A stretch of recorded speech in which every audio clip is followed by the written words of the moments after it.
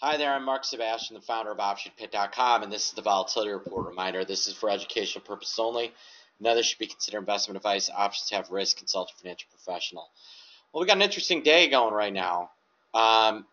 You have kind of the market up. It was off early this morning. Futures were down as much as 25 overnight.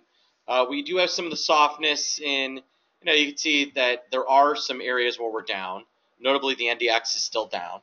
Not sure that'll last, but I'd point out that the S&P has pulled itself positive, the Russell 2000 has pulled itself positive, and the VIX is getting pretty well smoked.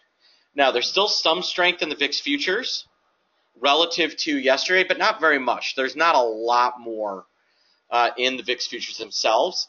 Feb is off a touch. March is probably up a little bit from its close, so they're both up a touch, and that's holding up the futures. But that makes sense. We're backward, and especially given that we're in the middle of expiration for VIX, there's going to be some interesting pieces moving back and forth. So some things that we're watching on top of the fact that we're watching VIX and SPX and TLT. Hasbro was down big and is now up. All right, really kind of an impressive move. Then you have Wynn, with Steve Wynn dropping out. It's up big, so we might play around with that. Bonds continue to just kind of sit, so we're gonna take another look at that.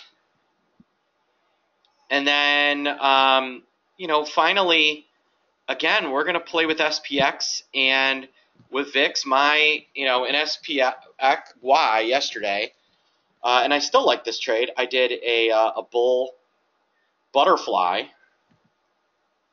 and it's a pretty. I like it relative to kind of the rest of what I've got, other positions that make some sense. And I've got some VIX ideas that I kind of like as well. It is down big. Still the market's still kind of working its way through, as you'd expect when things are flopping all over.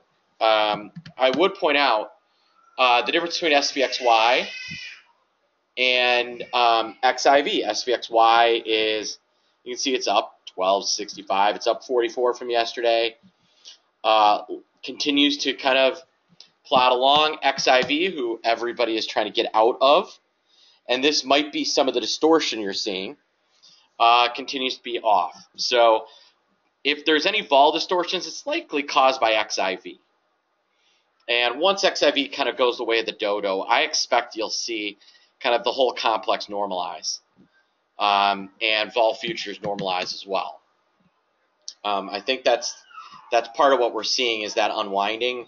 I think that unwinding will end, and that's kind of my thoughts and approaches to the way the whole market feels. All right, you got questions? You can email me marketoption.com or call me 888-TRADE-01. Have a great day.